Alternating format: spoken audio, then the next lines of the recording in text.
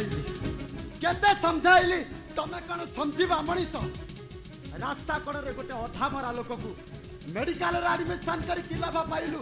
अरे क्या फायदा हुआ बोल कहाँ से इतना रुपया लाएगा? अरे कहीं नथिले भी तो खुदा अछि मो भगवान अछंती निश्चय ना कोठू टंका मिली दिबो।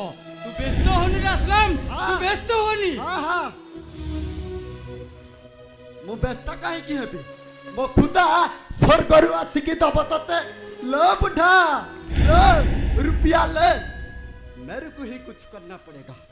ए चाचा तुम जाओ डॉक्टर को बोल ऑपरेशन शुरू करिबो मु रुपया जुगाड़ करी। ए असलम तू चाहिले सब किछि करि परिबु रे ओ तो ते हाथ जोड़ुछि से लोकटा को तू बंचेई दिए।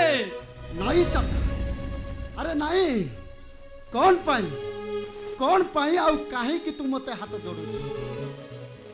ये असलाम गोटाए सच्चा मुसलमान असलम तोते कथा देइछि माने से तो कथा जरूर रखिबा। तू बिल्कुल चिंता मत कर जा डॉक्टर को बोल ऑपरेशन शुरू करिबा मु रुपया जुगाड़ करिबी। जाऊ जे असलम तू जेमिति ने देहु टंका जुगाड़ करिने। हाँ हाँ